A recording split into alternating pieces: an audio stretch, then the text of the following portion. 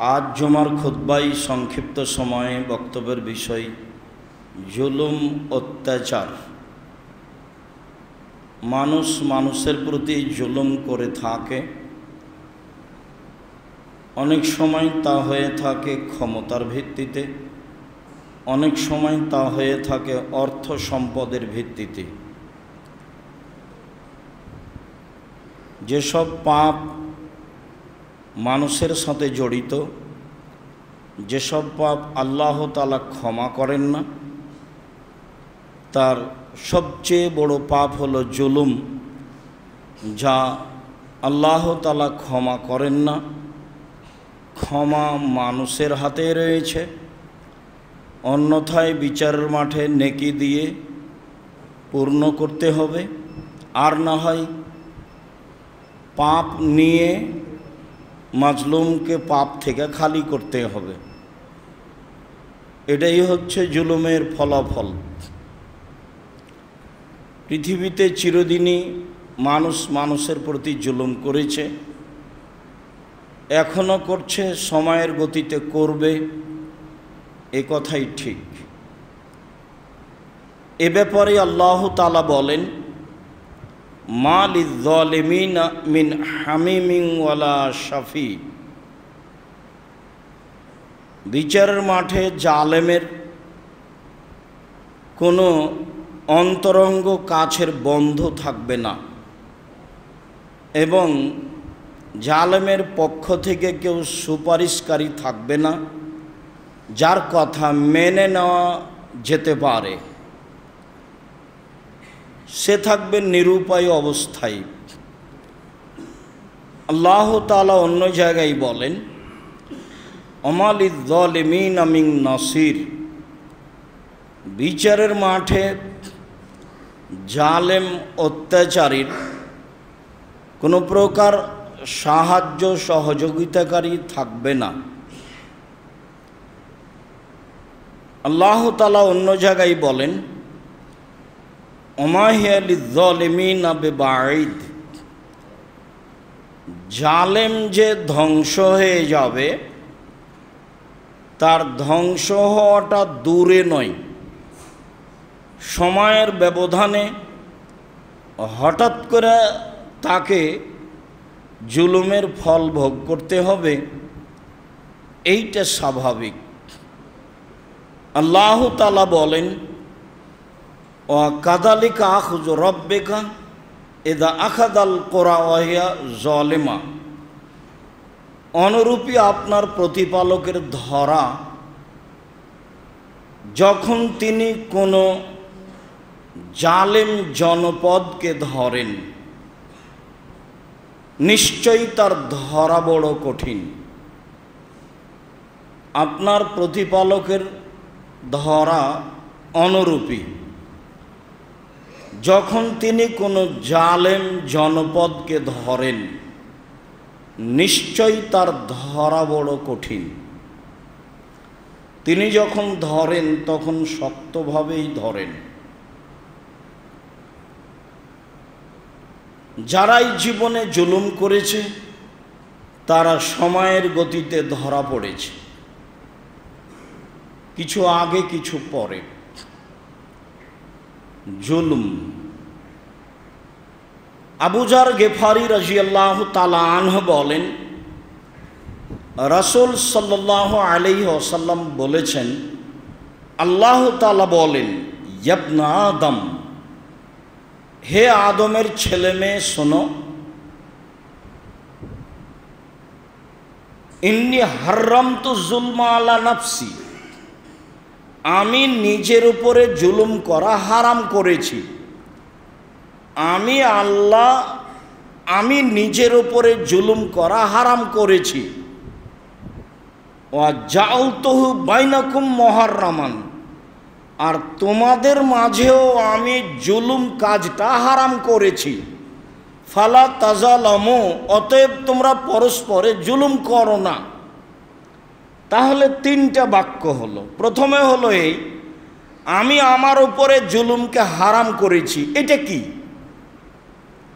এইটা হলো এই যে আপনি আমার কাছ থেকে টাকা কর্জ নিয়ে বলছেন দিব না বা নিইনি, তো এই যে জুলুম করলেন আপনি, তো আপনি এখন বলছেন যে আল্লাহ আমি পাপটা করেছি ক্ষমা করে দাও। তো এইটা যদি আল্লাহ ক্ষমা করে দেন তাহলে হবেন আল্লাহ জালেম। পাপের সম্পর্ক তো আমার সাথে, এই টাকা তো আমার, কাজেই এই পাপ যদি ক্ষমা হয়ে যায় তাহলে আল্লাহ হলেন জালেম। তাই আল্লাহ বলছেন জুলুম কাজ আমি নিজের উপরে কি করেছি, হারাম করেছি, এমন কাজ আমি করব না। একজন জমি দখল করে বলল আল্লাহ মাফ করো, আর আমি দখলকারীকে মাফ করে দিব, এমন কাজ আমি করব না, এইটা আমার উপরে হারাম করেছি।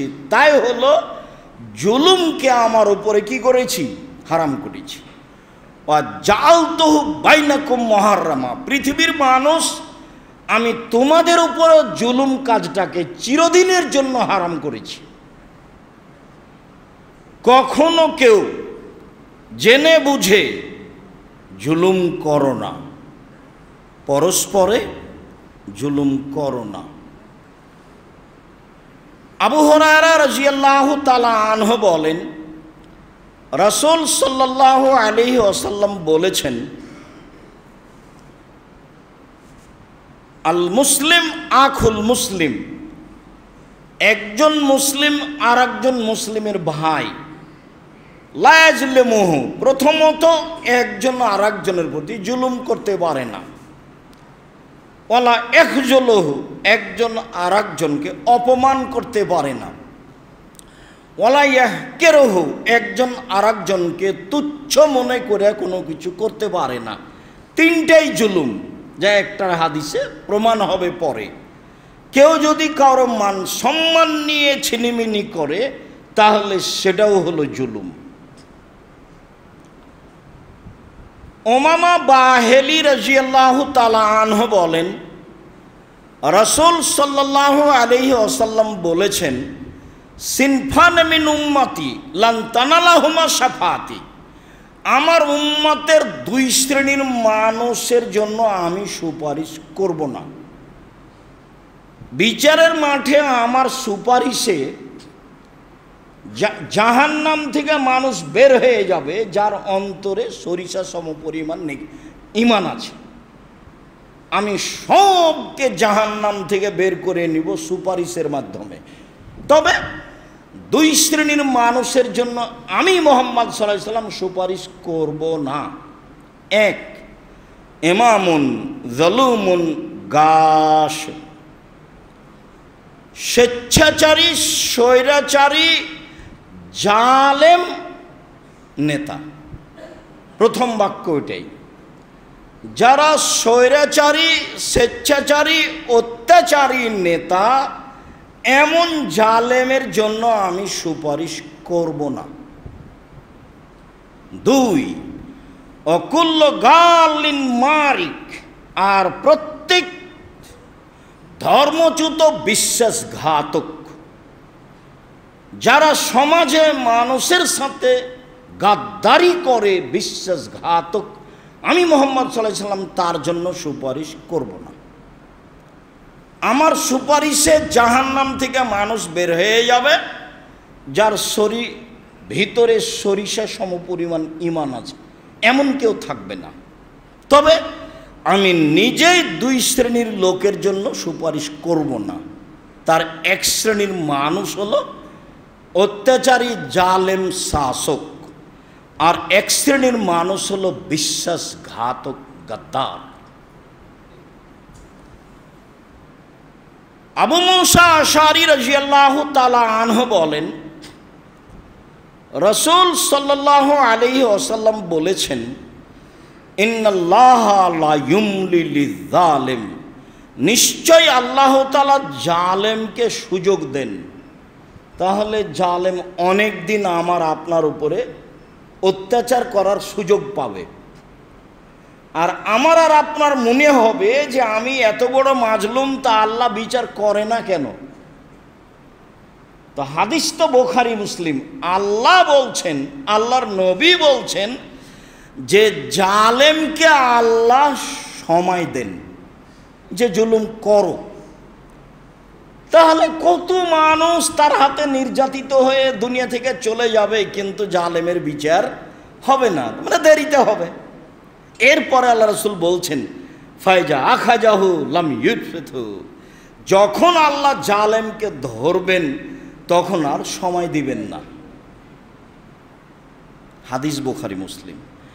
যখন আল্লাহ জালেমকে ধরবেন তখন আর সময় দিবেন না, সময় পাবে না জালেম, এ কথাই ঠিক। তবে জুলুম করার লম্বা সময় পাবে, যখন ধরবেন তখন সুযোগ দেওয়া হবে না। এইভাবে মুহাম্মদ সাল্লাল্লাহু আলাইহি সাল্লাম বলেন। জুলুম এত বড় অপরাধ, জুলুম এত বড় অপরাধ, জুলুম এত বড় অপরাধ যে যেসব জালেম লোককে আল্লাহ ধ্বংস করে দিয়েছেন 2000, 3000, 4000 বছর পরে আল্লাহর নবী যখন ওই ধ্বংসস্তূপ, ধ্বংস এলাকা দিয়ে হেঁটেছেন, তখন তিনি ভয় করেছেন। আব্দুল্লাহ ইবনে উমর বলেন যে মাররান নবী সাল্লাল্লাহু আলাইহি সাল্লাম বিল হিজর, একদা জালেম হিজরবাসী এলাকা দিয়ে মুহাম্মদ সাল্লাল্লাহু আলাইহি সাল্লাম যাচ্ছিলেন। তিনি বললেন, সঙ্গী সাথী, লা তাদখুলু মাসাকিনাল্লাযীনা যালামু আনফুসাহুম, যারা জুলুম করেছে জীবনে তাদের বাড়ি ঘরের পাশ দিয়ে হাঁটো না। ইসিবুহুম মা সাবাহুম, আমার আশঙ্কা হয় তাদের যা হয়েছিল তোমাদেরও হতে পারে। আমার আশঙ্কা হয় এগুলো হচ্ছে গজবের জায়গা, তাদের যা হয়েছিল তোমাদেরও হতে পারে। ইল্লান তাকুনা বাকিনা, তবে কান্নাকাটি করে এলাকা পার হও, তবে কান্নাকাটি করে এলাকা বার হও। এই কথা বলার পরে ফা গাত্তা রাসাহু, তিনি নিজের মাথাটা কাপড় দিয়ে ঢেকে নিলেন। ওয়াসরা সাইরা হাত্তা আজাদাল ওয়াদিয়ে, দৌড়িয়ে এলাকা পার হলেন। কখন যে গজব ধরে নিতে পারে এ আশঙ্কাই। হাদিস বুখারী মুসলিম। কি বুঝলেন? এই এলাকা ছিল আদ সামুদকে ধ্বংস করে দেওয়া এলাকা। অনুমান আল্লাহর নবী যাচ্ছেন ও এলাকা দিয়ে 3000 বছর পরে হতে পারে। 3000 বছর আগে ঘটনা ঘটেছে এলাকায়। তিনি এতদিন পরে হাঁটছেন এবং ভয় পাচ্ছেন যে আমরাও ওই গজবে পড়ে যেতে পারি। অতএব কান্নাকাটি করো আর দ্রুত এলাকা থেকে পার হয়ে যাও, চলে যাও দূরে। আনাস রাদিয়াল্লাহু তাআলা আনহু বলেন, রাসূল সাল্লাল্লাহু আলাইহি সাল্লাম একদা বললেন, উনসুর আখাকা জালেমান ওয়া মাজলুমান, শোনো সঙ্গী সাথী, তোমরা জালেমকে সাহায্য করো, মাজলুমকেও সাহায্য করো। এই কথা যখন আল্লাহ নবী বললেন, কালা রাজুলুন, একজন সাহাবী বললেন, আল্লাহর নবী, আনসুরহু ইযা কানা মাজলুমান, মানুষ যদি মাজলুম হয় তাহলে না তাকে সাহায্য করব। বাড়িঘর ভেঙে দিয়েছে জালেম, বাড়িঘর করে দেব। টাকা পয়সা ছিনিয়ে নিয়েছে জালেম, কিছু টাকা পয়সা দিব, তো মাজলুমকে সাহায্য করব। আফারা ইতা ইন কানা জালেমান কাইফা আনসুরহু, আপনি কি মনে করেন ও যদি জালেম হয় তাহলে কেমনে সাহায্য করব? মাজলুমকে না হয় সাহায্য করব, কথা বুঝলাম, কিন্তু জালেমকে কিভাবে সাহায্য করব, এটা জিজ্ঞাসা। তখন আল্লাহ রাসূল বলছেন, তামনাউ আনিজ যুলমে, জালেমকে জুলুম থেকে ঠেকাবা, ফাহুয়া লাহু নাসরুন, এটাই হলো তার জন্য সাহায্য করা, তাকে সাহায্য করা। জালেমকে যে কোনো মূল্যে ঠেকাতে হবে, এটা রাসূলের আদেশ। হাদিস বুখারী মুসলিম। জালেমকে যে কোনো মূল্যে ঠেকাতে হবে, এইটা রাসূলের আদেশ। যেভাবে পথ, যেভাবে সহজ। জুলুম মহাপাপ। জাবের রাদিয়াল্লাহু তাআলা আনহু বলেন, রাসূল সাল্লাল্লাহু আলাইহি ওয়াসাল্লাম বলেছেন, ফাত্তাকুয যুলমা ফাইন্না যুলমা যুলুমাতুন। পৃথিবীর মানুষ, জুলুম থেকে বেঁচে থাকো, জুলুমের ফলাফল অন্ধকার। ইহকালেও হতে পারে, পরকালেও হতে পারে। জুলুমের ফলাফল অন্ধকার। এটা কি? জুলুমের ফলাফল অন্ধকার বলে আল্লাহর নবী চুপ থাকলেন। তার মানে অন্ধকারে যেমন পথ দেখা যায় না, যখন আল্লাহ জালেমকে ধরবেন তখন তার বের হয়ে যাওয়ার পথ থাকবে না। তার নাম হলো জুলুমের ফলাফল অন্ধকার। অন্ধকারে তো চলা যায় না। আল্লাহ নবী কেন বললেন যে জুলুমের ফলাফল হলো অন্ধকার? তার মানে কি? অন্ধকারে হাঁটা যায় না। জালেম যেদিন ধরা পড়বে সেদিন পালিয়ে যাওয়ার পথ পাবে না। দেখে তো পথে চলা লাগে, তো পথই তো নাই, তো চলবে কি দিয়ে?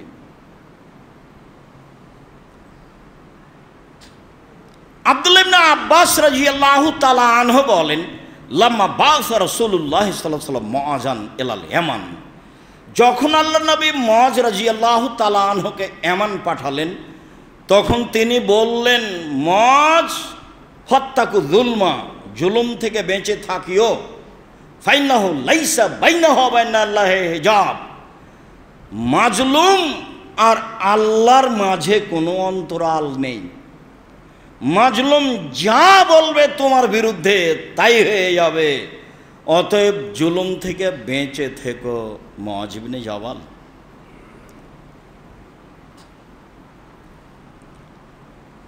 খুজামা ইবনে সাবিত রাদিয়াল্লাহু তাআলা আনহু বলেন, রাসূল সাল্লাল্লাহু আলাইহি ওয়াসাল্লাম বলেছেন, ফাত্তাকু যুলমা, তোমরা জুলুম থেকে বেঁচে থাকো। ফাইন্নাহা তাসআদু ইলাস সামায়ে কান্নাহা শারারা। মাজলুমের কথা আকাশে চলে যায়, আগুনের স্ফুলিঙ্গ যেমন লাফ দিয়ে উপরে উঠে, আগুন যেমন লাফ দিয়ে এক জায়গা থেকে আরেক জায়গায় চলে যায়, মাজলুমের বদদোয়া তেমন উপরে লাফ দিয়ে চলে যায়। বেঁচে থেকো তোমরা জুলুম হতে। আব্দুল্লাহ ইবনে উমর রাদিয়াল্লাহু তাআলা আনহু বলেন, রাসূল সাল্লাল্লাহু আলাইহি ওয়াসাল্লাম বলেছেন, ফাত্তাকু যুলমা, পৃথিবীর মানুষ জুলুম থেকে বেঁচে থাকো। ফাইন্না যুলমা তাহমালু আও তুহমালু আলাল গামাম। মাজলুমের বদদুয়া মেঘের উপরে চলে যায়, এমনভাবে যায়, আল্লাহ তাআলা বলেন, ওয়া ইজ্জতি ওয়া জালালি, আমার সম্মানের কসম, আমার মর্যাদার কসম, আমার ইজ্জতের কসম, লান সরান্নাকা ওয়ালাউ কানা বাদাহিনিন, কিছু সময় পরে হলেও মাজলুম আমি তোমাকে সাহায্য করব। পৃথিবীর মানুষ জুলুম থেকে বেঁচে থাকো। মাজলুমের কথার উত্তরে আল্লাহ তাআলা বলেন, মাজলুম আমি তোমার কথা মেনে নিব, কিছু সময় পরে হলেও তোমার বদদুয়া মিস হবে না। আমি আমার মর্যাদার কসম করে বলছি, আমি আমার ইজ্জতের কসম করে বলছি।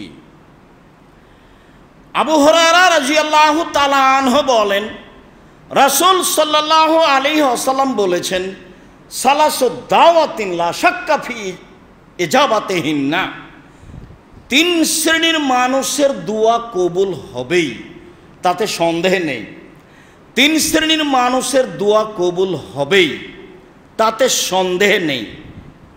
এক, দাওয়াতুল মাজলুম, মাজলুমের দোয়া নিশ্চিত অবধারিতভাবে কবুল হবেই।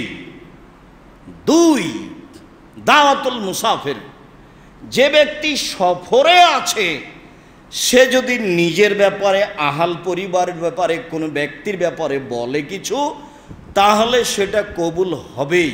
3, দাওয়াতুল ওয়ালিদ আলাল ওয়ালাদে, বাপ মায়ের দোয়া ছেলে মেয়ের জন্য। কাজেই ভুলেও কখনো বাপ মা যেন ছেলে মেয়ের ব্যাপারে বদদোয়া না করে। ছেলে মেয়ে গালি দেয় যদি, মারে যদি, তাহলে বলা হবে না যে তোকে জমি জায়গা দিব না, তোকে বের করে দেবে। এগুলো বাদ দিয়ে বলতে হবে সুন্দর করে ওযু করে 2 রাকাত সালাত আদায় করে, আমি তো এমন ছেলে চাইনি। যেই ছেলে আমাকে মারবে, গালি দিবে, সেই ছেলে তো আমি তোমার কাছে চাইনি। এখনই আমার ছেলে আমাকে ফিরিয়ে দিতে হবে। আমি তার বাপ মা বলছি, ছেলে আমাকে ফিরিয়ে দাও, এখনই ফিরিয়ে দাও। ছেলে যেন আমার কাছে এসে হাত পা ধরে বলে, আব্বা ভুল হয়েছে, ছেলে আমাকে ফিরিয়ে দাও। ছেলের উপরে প্রতিশোধ না নিয়ে যিনি সন্তান দিয়েছেন তাকে বলতে হবে এই কথা, যে আমি তো এই ছেলে চাইনি, আমার ছেলে আমাকে গালি দিবে, এমন ছেলে তো আমি বাপ হয়ে চাইনি। আমার ছেলে আমাকে ফিরিয়ে দাও, যেটা আমার প্রয়োজন, সেই ছেলে আমাকে দাও, এই কথা বলতে হবে। 3 শ্রেণীর মানুষের দোয়া কবুল হবেই, যাতে কোনো সন্দেহ নেই। তার 1 শ্রেণীর দোয়া হচ্ছে মাজলুমের দোয়া। আবু হুরায়রা রাদিয়াল্লাহু তাআলা আনহু বলেন, রাসূল সাল্লাল্লাহু আলাইহি সাল্লাম বলেছেন, দাওয়াতুল মাজলুমে মুস্তাজাবাতুন ওয়া ইন কানা ফাজিরান, মাজলুম যদি পাপী হয় তবু তার কথা কবুল হবে। মাজলুম যদি পাপাচার হয়, গুনাহগার হয়, এর পরেও যেটা বলবে সেটাই কবুল হবে। এই কথা আল্লাহর নবী বলেন। আনাস রাদিয়াল্লাহু তাআলা আনহু বলেন, রাসূল সাল্লাল্লাহু আলাইহি সাল্লাম বলেছেন, দাওয়াতুল মাজলুমে মুস্তাজাবাতুন ওয়া ইন কানা কাফিরান, মাজলুমের দোয়া কবুল হবে, মাজলুম যদি কাফের হয়, হিন্দু হয় তবু। নেন এবার কথা তো নিচে যেতেই থাকলো। মাজলুম যে কেউই হোক না কেন, যার নাম মানুষ, যার নাম মানুষ, হিন্দু, মুসলমান, বৌদ্ধ, খ্রিস্টান, সে যেই হোক না কেন, মাজলুম যেটাই বলবে সেটাই গ্রহণ হবে। এই কথা মুহাম্মদ সাল্লাল্লাহু আলাইহি সাল্লাম বলেন। বিষয়টি খুব বুঝে বাকি জীবন বেঁচে থাকার চেষ্টা করব। আল্লাহ তুমি কবুল করো, আল্লাহুম্মা আমিন।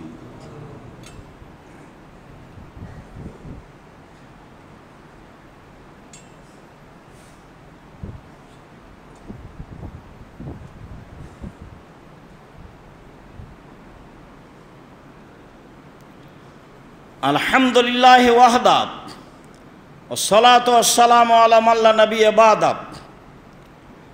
সম্মানিত মসজিদের মুসল্লি, অনলাইনে যারা আমাদের সাথে আছেন, দেশ বিদেশের বিভিন্ন প্রান্ত থেকে এখন অবগত হচ্ছেন, যন্ত্রের সাহায্যে সময়ের গতিতে অবগত হবেন। আমরা বেশ কয়েকটি জুমায় জুলুমের ব্যাপারে আলোচনা করে পৃথিবীর মানুষকে, বিশেষভাবে বাংলা ভাষাভাষী মানুষকে জুলুম থেকে বেঁচে থাকার জন্য আন্তরিকভাবে অনুরোধ জানাচ্ছি। যেহেতু মাজলুম এক সময় জয়ী হবেই, আমি জালেম পরাজয় হবই। আজ হোক আর কাল হোক, ইতিহাসের পাতায় বহু বড় বড় জালেম সময়ের গতিতে পরাজয় হয়েছে। কাজে আমাকেও পরাজয় হতে হবে, এটাই ঠিক। ফলাফলে জাহান্নাম হবে। দুনিয়ায় ক্ষমা চাওয়ার সুযোগ না হলে যা নেকি আছে বিচারের মাঠে তা দিয়ে দিতে হবে। নেকি না থাকলে মাজলুমের পাপ নিয়ে নিজেকে জাহান্নামে যেতে হবে, আর মাজলুম জান্নাতে যাবে। এ কথায় রাসূল সাল্লাল্লাহু আলাইহি সাল্লাম বলেন। আবু হুরায়রা রাদিয়াল্লাহু তাআলা আনহু বলেন, রাসূল সাল্লাল্লাহু আলাইহি সাল্লাম বলেছেন, মান কানাত লাহু মাজলুমা লি আখিহি মিন ইরজিন আও লি শাইইন, কেউ যদি কারো সামান্যতম, কেউ যদি কারো উপরে সামান্যতম জুলুম করে থাকে, সেটা আর্থিক হোক, সেটা মান সম্মানের হোক, সেটা অর্থের ব্যাপারে সম্পদের ব্যাপারে হোক, সেটা মান সম্মানের ব্যাপারে হোক, ফালিয়াতাহাল্লালহু মিনহুল ইয়াওমা, আজই যেন সমাধান করে নেয়, আজকেই। এভাবে আল্লাহ নবী বলছেন, আজকেই যেন সমাধান করে নেয়।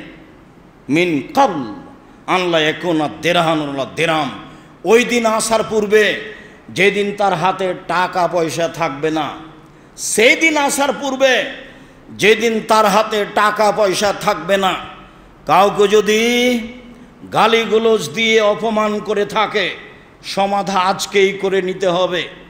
বড় ভাই অন্যায় করেছে, এ কথাই ঠিক, কয়েক মাস থেকে কথা বন্ধ আছে, এ কথাও ঠিক।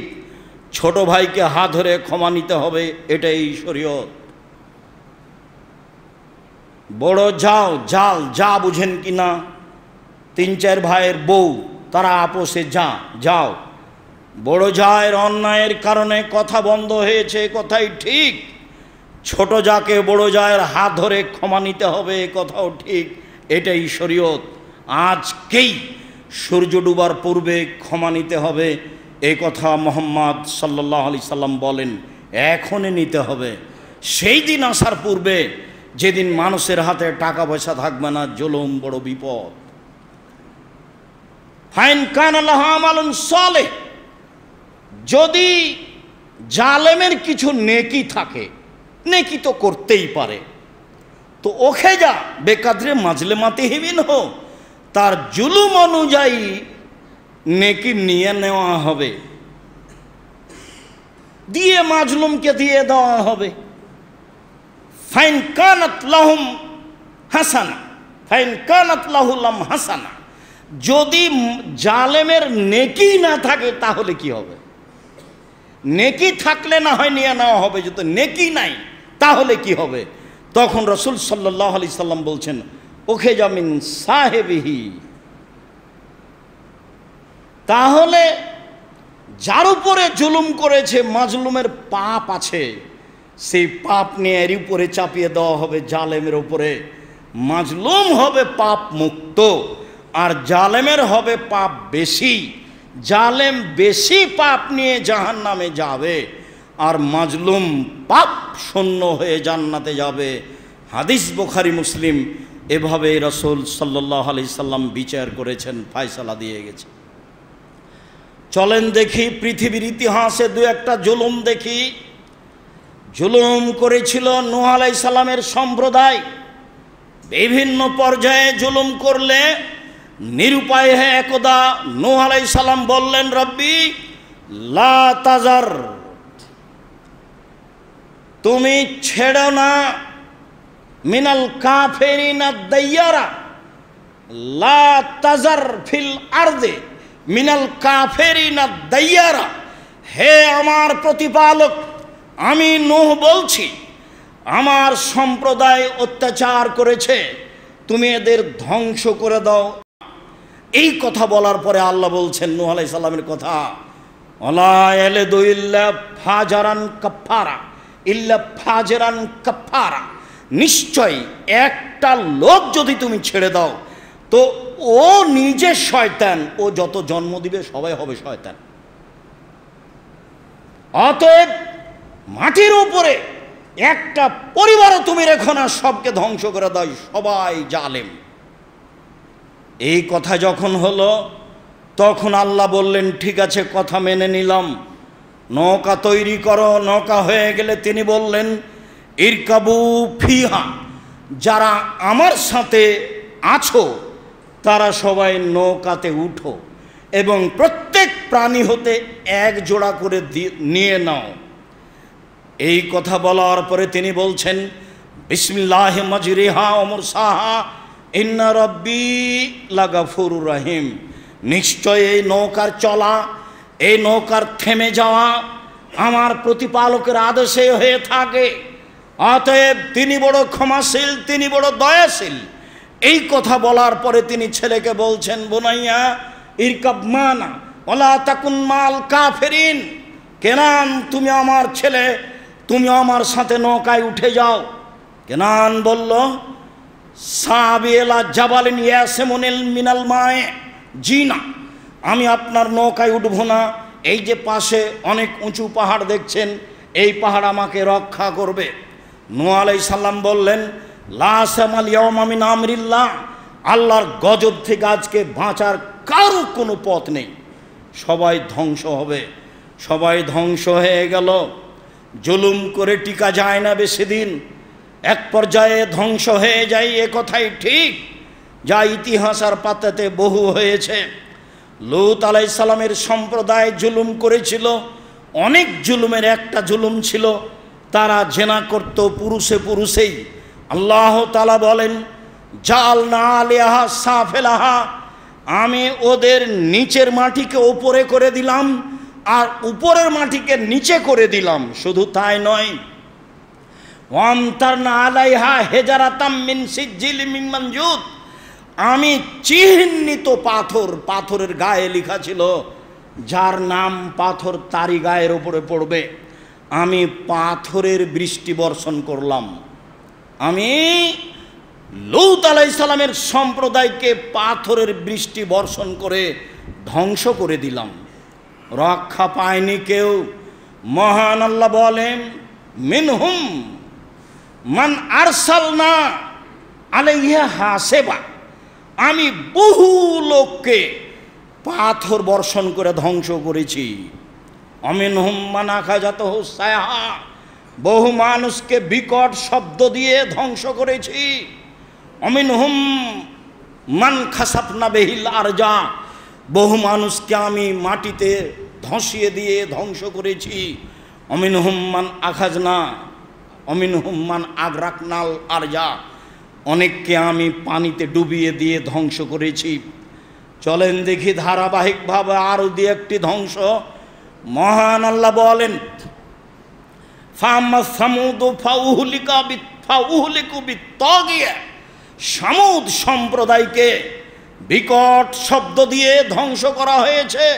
ওয়ামা আদুন ফাউহলিকু বিরিহিন সারসারিন আতিয়া, আর আদ সম্প্রদায়কে বিকট শব্দের অতীব ঠান্ডা ঝঞ্ঝা বায়ু দিয়ে ধ্বংস করা হয়েছে। আয়েশা রাদিয়াল্লাহু তাআলা আনহা বলেন, যখনই আকাশে মেঘ উঠত তখনই আল্লাহর নবীর গতিবিধি ছিল, ঘরে ঢুকতেন বাইরে আসতেন, ঘরে ঢুকতেন বাইরে আসতেন। তাগাইয়ার আওয়াজ, মুখটা বিবর্ণ হয়ে যেত। আমি বলতাম, কি ব্যাপার? বৃষ্টি হচ্ছে মানুষের কল্যাণ, আর বৃষ্টি দেখলে আপনি এমন করেন কেন? মুখখান বিবর্ণ হয়ে যায়। একবার ঘরে ঢোকেন, একবার ভিতরে আসেন। তখন আল্লাহর নবী বলেছিলেন, আয়েশা তুমি জানো না, নুসের তো আমাকে সাহায্য করা হয়েছে পূর্ব দিকের বাতাস দিয়ে, ওয়াউহলেকাত আদুন বিদ্দাবুরে, পশ্চিম দিকের বাতাস ঝঞ্ঝা বায়ু দিয়ে আদ সম্প্রদায়কে ধ্বংস করা হয়েছে। যখনই আকাশে মেঘ উঠে তখন আমার ভিতরে সব সময় আশঙ্কা কাজ করে, না জানি এইটা বৃষ্টি নয়, এইটা হয়তো বা গজব। আদ সম্প্রদায়ও বলেছিল, এই তো বৃষ্টি আমাদের সামনে আসছে, এখন বৃষ্টি হবে। তারা তো বৃষ্টি দেখেছিল, বৃষ্টির কথা বলেছিল, আসলে তা বৃষ্টি ছিল না, তা ছিল বাতাস। মনে রাখা ভালো হবে, আল্লাহ তাআলা ফেরেশতা দিয়ে এই সব কাজ করেন। পানি কোথায় হবে, কিভাবে হবে, তা ফেরেশতার পরিচালনায় হয়ে থাকে। নূহ আলাইহিস সালামকে যে পানি দিয়ে ধ্বংস করেছিলেন, সেই পানি ফেরেশতার অধীনে ছিল না, তা ছিল আল্লাহর আদেশে। আদ সম্প্রদায়কে যেভাবে ধ্বংস করা হয়েছিল ঝঞ্ঝা বায়ু বাতাস দিয়ে, তা ফেরেশতার অধীনে ছিল না, তা ছিল আল্লাহর আদেশে। কত জোরে বাতাস ছিল তা মানুষ জানে না। তা ছিল 7 দিন 8 রাত হসুমান ধারাবাহিকভাবে চলতেই থেকেছে। পাহাড়, বাড়ি ঘর, গাছপালা সব কিছু কেটে চলে গেছে যেখান দিয়ে গেছে। তা ছিল ভিন্ন ধরনের বাতাস। আকাশে বাতাস উঠলেই আয়েশা আমি আশঙ্কা করি, আকাশে মেঘ উঠলেই আমি আশঙ্কা করি আমি তো বলছি মেঘ, আসলেই কি মেঘ? আদ সম্প্রদায় বলেছিল মেঘ, আসলে তা মেঘ ছিল না। ফাদামদামা আলাইহিম রব্বুহুম বিযামবিহিম ফাসাওয়াহা, তাদেরকে একেবারে অন্ধকার, খুব বেশি ঠান্ডা, বিকট শব্দের ঝঞ্ঝাবায়ু দিয়ে ধ্বংস করা হয়েছে, সবকে একাকার করে দেওয়া হয়েছে। মহান আল্লাহ বলেন, আলাম তারা কাইফা ফাআলা রাব্বুকা বিআদ ইরামা যাতিল ইমাদ। মুহাম্মদ সাল্লাল্লাহু আলাইহি সাল্লাম, আপনি দেখেন না উঁচু স্তম্ভের অধিকারী এরাম আদ সম্প্রদায়কে আল্লাহ কিভাবে ধ্বংস করেছেন? লাম ইখলাক মিসলুহা ফিল বিলাদ, এত শক্তিশালী জাতি আল্লাহ পৃথিবীতে আর কখনো কোথাও সৃষ্টি করেননি, কিয়ামত পর্যন্ত করবেন না। তারা ছিল বিশাল আকৃতির, স্বাস্থ্য ছিল অনেক বেশি, হয়তোবা মিশরের পিরামিড এরাই তৈরি করে হতে পারে। কে করেছে, কিভাবে করলো মানুষ জানে না। একটা পাথরের ওজন প্রায় 27 টন। একটা ক্রেন একটা পাথর বহন করতে পারে 16 থেকে 17 টন। যদি পাথরের ওজন হয় 27 টন, তাহলে অত উপরে কে নিয়ে গেল, কে পিরামিড বানালো? হয়তো বা এরা হতে পারে, আল্লাহ ভালো জানে, কেউ ইতিহাস জানে না সঠিকভাবে। তবে আদ সম্প্রদায় এমন জাতি ছিল, আল্লাহ বলছেন লাম ইখলাক মিসলুহা ফিল বিলাদ, আমি এমন জাতি তাদের সৃষ্টি করেছিলাম শক্তিশালী। পৃথিবীর মাটিতে এত শক্তিশালী জাতি আমি আর কখনো সৃষ্টি করিনি। ঝঞ্ঝাবায়ু 7 দিন যাবৎ 8 রাত চলে সব ধ্বংস হয়ে গেছে।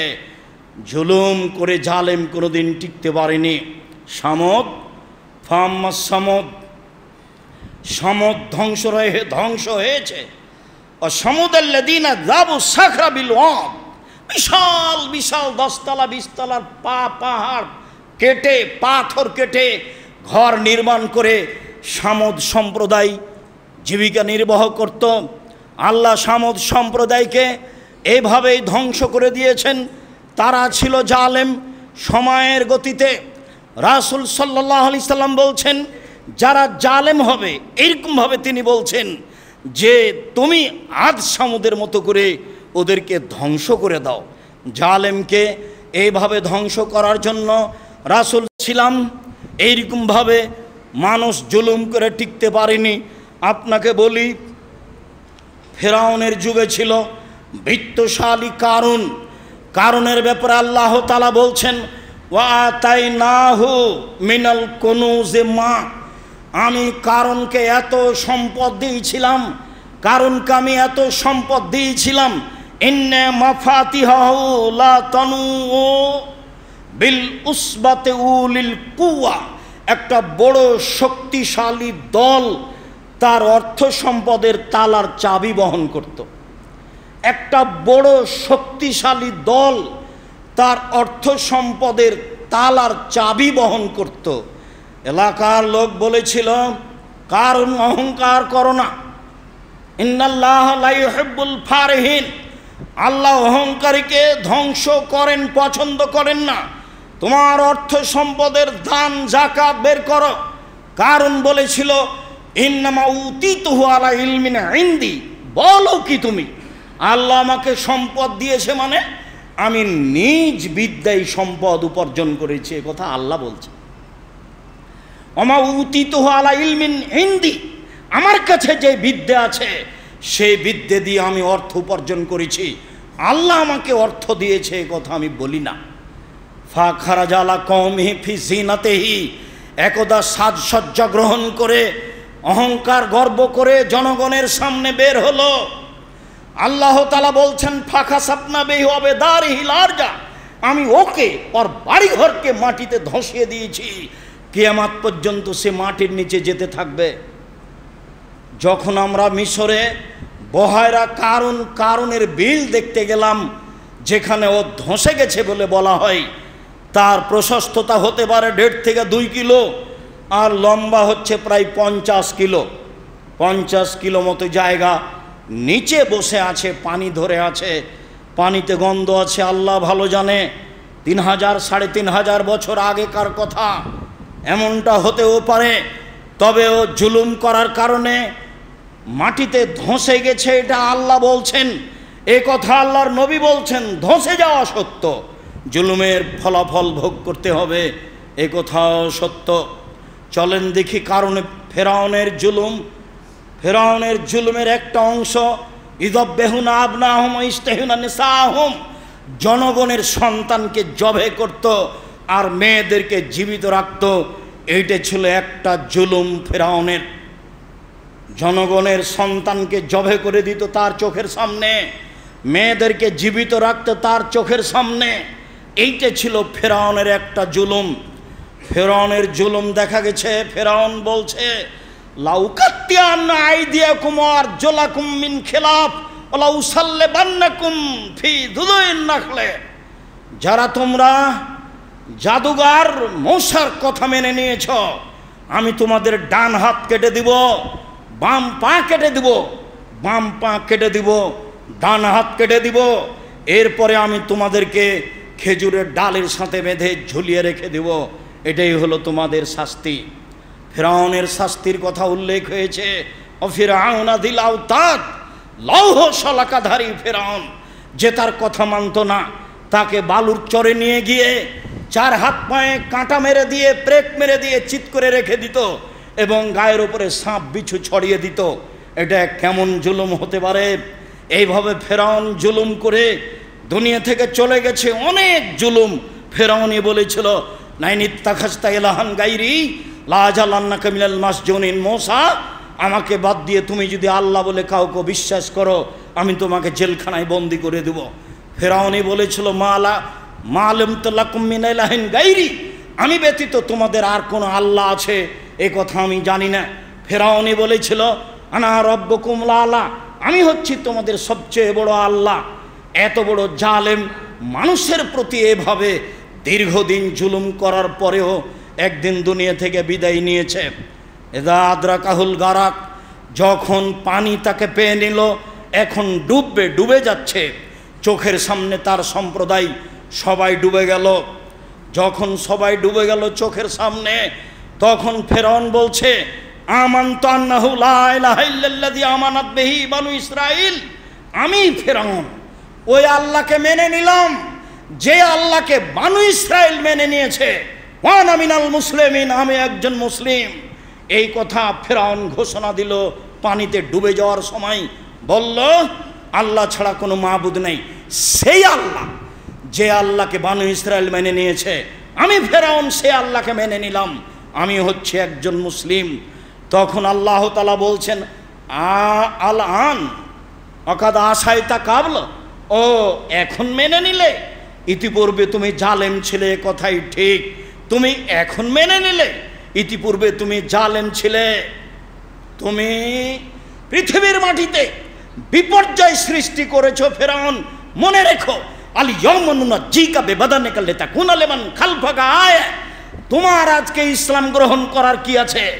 তোমার শরীরকে আমি কিয়ামত পর্যন্ত রেখে দিলাম, পৃথিবীর মানুষ কিয়ামত পর্যন্ত দেখে তোমাকে উপদেশ গ্রহণ করবে যে জালেমের একদিন ধরা আছে, জালেম একদিন না একদিন ধরা খাবে।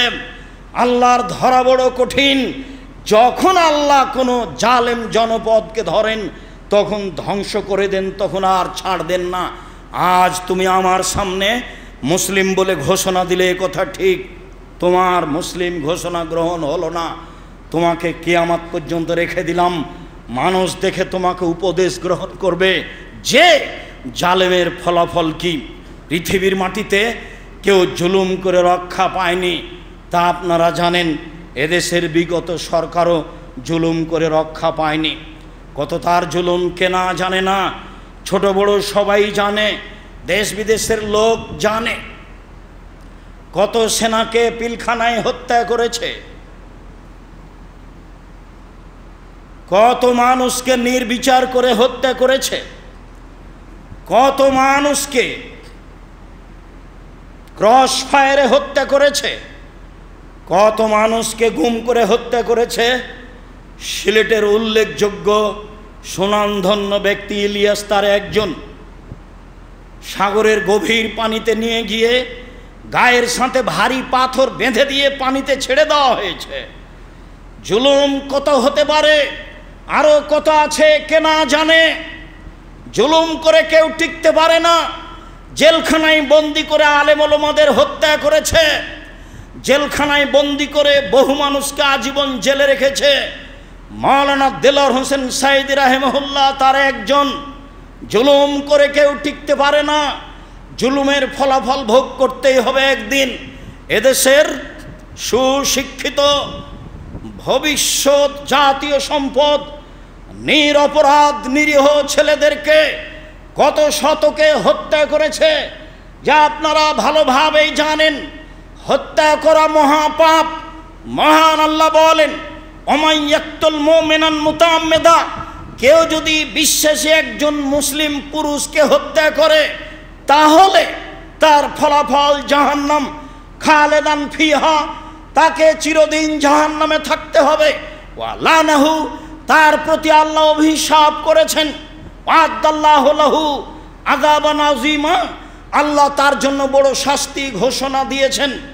মহান আল্লাহ বলেন, মান কাতালা নাফসান বিগাইরি নাফসিন, কেউ যদি কোনো মানুষকে অন্যায়ভাবে হত্যা করে থাকে, কান্নামান কাতালান নাসা জামিয়া, সেজন্য একজন মানুষকে হত্যা করে সারা পৃথিবীর মানুষকে হত্যা করলো। এই কথা আল্লাহ তাআলা বলেন। এমন কথা মুহাম্মদ সাল্লাল্লাহু আলাইহি সাল্লাম বলেন। এমনিতে আল্লাহ বলেছেন খুনের বদলে খুন। রাসূল সাল্লাল্লাহু আলাইহি সাল্লাম বলেছেন একজনকে খুন করতে গিয়ে যদি হাজারো জন অংশগ্রহণ করে সবাইকেই খুন করতে হবে। এটা আল্লাহর বিধান, এটাই রাসূল সাল্লাল্লাহু আলাইহি সাল্লামের বিধান।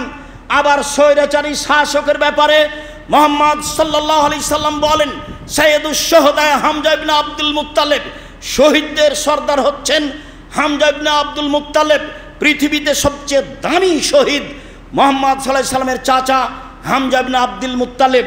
এরপরে ওইরকমই দামি ওই ব্যক্তিও মান কামাইলা কামাউরিন জায়ের ফামারাহুন্নাহু ফাকাতালাহু, যে ব্যক্তি স্বৈরাচারীর পাশে দাঁড়ালো, তাকে হক কথা বলল, স্বৈরাচারী শাসক তাকে হত্যা করলো, এই ব্যক্তিও হচ্ছে হামজা ইবনে আব্দুল মুত্তালিবের সাথে। এই কথা মুহাম্মদ সাল্লাল্লাহু আলাইহি সাল্লাম বলেন, হাদিস সহিহ। কত জুলুম করেছে সবাই জানে। দেশের উন্নয়নের নামে কত শত কোটি বেহিসাব টাকা বাহিরে পাঠিয়েছে। এই দেশের শত কোটি টাকা খরচ করে মূর্তি ও ভাস্কর্য নির্মাণ করেছে, কে না জানে না, সবার জানা আছে। জুলুম করে মানুষ রেহাই পায় না। শতাব্দী তার প্রমাণ, মানুষ তার প্রমাণ। পরবর্তীতে বিচার হবে যা হবেই। আমি বলছি জুলুমের ফলাফল তো মানুষকে ভোগ করতেই হবে।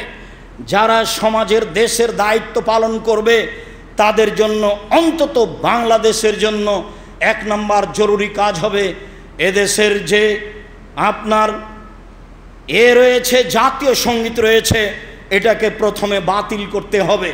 যতবার রবীন্দ্রনাথ ঠাকুর বলেছে ওমা তোমার আকাশ তোমার বাতাস, ততবার ঠাকুর বলেছে ও কালিমা তোমার আকাশ তোমার বাতাস। তাই আমি আজ থেকে নিয়ে 30 বছর আগেও বলেছি তার বাপের আকাশ, এটা আল্লাহর আকাশ। কি করে ঠাকুর বলতে পারে? আমার দুধের সন্তান কি করে প্রতিষ্ঠানে গিয়ে বলতে পারে ওমা তোমার আকাশ তোমার বাতাস, ও কালিমা তোমার আকাশ তোমার বাতাস? এটা ঠাকুর বলতে পারে। আমি মুসলিম চিররণবীর, মরণকে করি না ভয়, মরলে শহীদ বাঁচলে গাজী, আমার উভয় সমান। আমার আর পরোয়া কি? কাজেই আমার সব সময় সমান। আমার ছেলে মুখে এই সঙ্গীত বলতে পারে না, ঠাকুরের আল্লাহকে আমার সন্তান বড় বলতে পারে না। ঠাকুরের আল্লাহ কালিমা। আমি বলেছি এই দেশের সিলেবাস পরিবর্তন করতে হবে।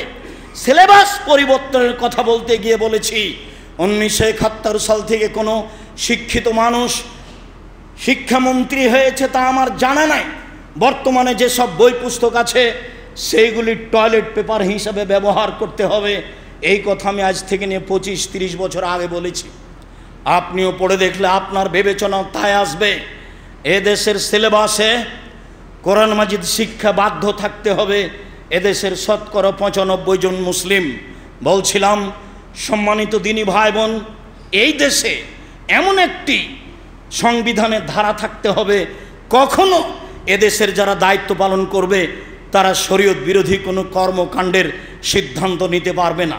সাথে সাথে এই দেশে কখনো কোনোদিনও ছাত্র রাজনীতি থাকবে না। ছাত্র আন্দোলন আর ছাত্র রাজনীতি দুটো এক নয়। শিক্ষা করতে গিয়ে, শিক্ষা নিতে গিয়ে আন্দোলনের নামে জাতির ক্ষতি করবে, তা হতে পারে না। শিক্ষার মাঠে রাজনীতি টোটালি বন্ধ করে দিতে হবে। ছাত্র আন্দোলন আর ছাত্র রাজনীতি এক নয়। সাথে সাথে আরও যেটা বলছিলাম, কখনো কোনোদিনও ইলেকশন দিয়ে নেতা নির্বাচন হবে না, সিলেকশন দিয়ে নেতা নির্বাচন করতে হবে। কয়েকজন বুদ্ধিজীবী মানুষ বসে সরকার নির্বাচন করবেন, যা ঘোষণা করেছিলেন অর্ধ পৃথিবীর খলিফা, কুশাগর বুদ্ধিজীবী রাজনীতিবিদ ওমর, অর্ধেক পৃথিবীর নেতা কুশাগর বুদ্ধিজীবী রাজনীতিবিদ ওমর বলেছিলেন, শোনো, 6 জন মানুষকে নির্ধারণ করছি, 6 জন মানুষ বসে একজন নেতা নির্বাচন করবে। এ কথাই ঠিক। চিরদিনের জন্য এই মাটিতে মূর্তি তৈরি বন্ধ করতে হবে। পক্ষান্তরে যত মূর্তি আছে, যত ভাস্কর্য আছে, মুসলিম দেশে এই মূর্তি ভাস্কর্য থাকতে পারে না। মূর্তি ভেঙে দেওয়া নবীদের চরিত্র, মূর্তি ভেঙে দেওয়া সাহাবীদের চরিত্র।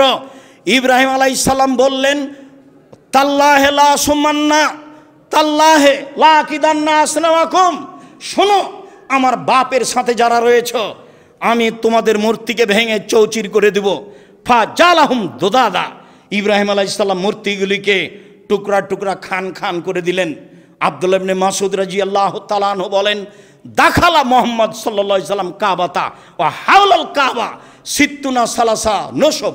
যখন আল্লাহর নবী কাবা ঘরে ঢুকলেন, তখন কাবা ঘরের ভিতরে 360টি মূর্তি ছিল।